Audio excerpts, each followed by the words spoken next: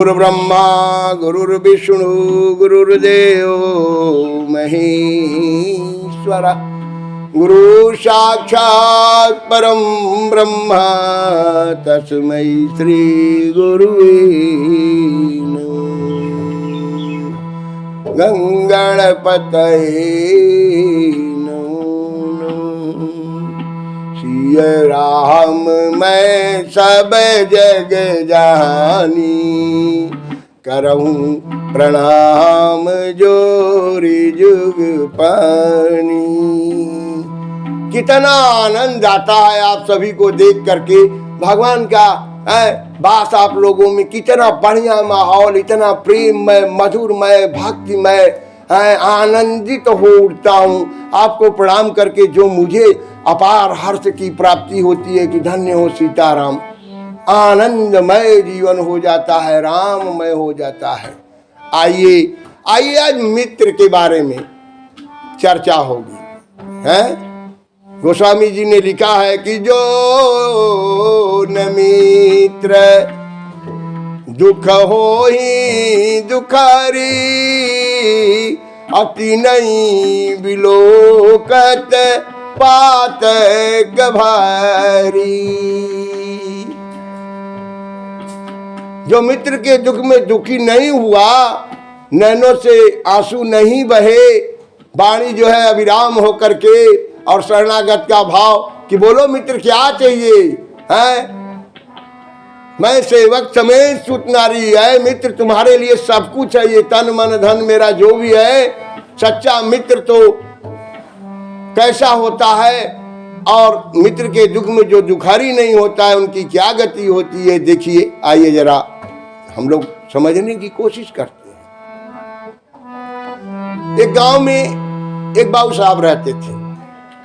बाबू साहब का लड़का, बाबू साहब बहुत अच्छे आदमी, सीधा सादा जीवन बिताने वाले, परंतु बच्चा तो बच्चा, कुछ कुसंगति पा करके बच्चा जो है वह बिगड़ गया था। बराबर बाबू साहब से पैसे मांगता, कभी 2000, कभी 5000, कभी 10,000। आज ये काम है, कल वो काम है, पिताजी कल वो काम है। बाबू साहब बेचारे पैसे बच्चे को देते रहते थे।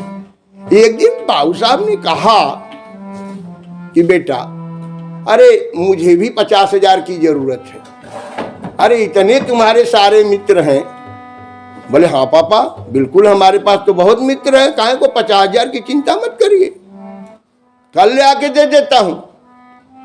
तो पिताजी ने कहा बाबू साहब ने कि बेटा मुझे 1 हफ्ते में चाहिए, मुझे कल ही नहीं चाहिए, 1 हफ्ते 15 दिन में कर दो, क्योंकि बेटा बहुत जरूरी है।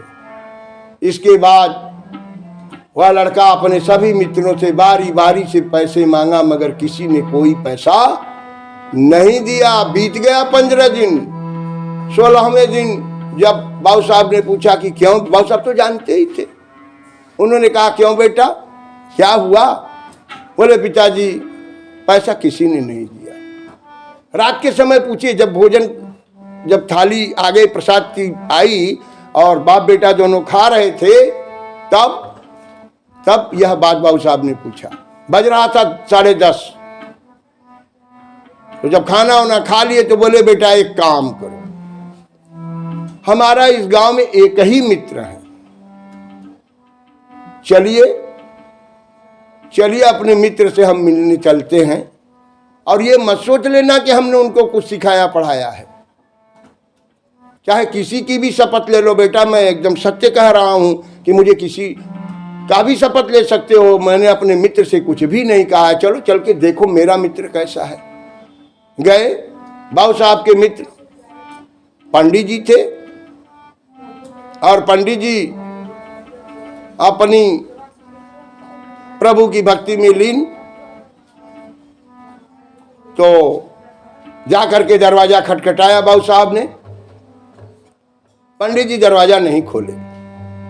2 मिनट बीत गया, तब लड़का हंस रहा है कि देख लिए पिताजी, यही है आपके मित्र।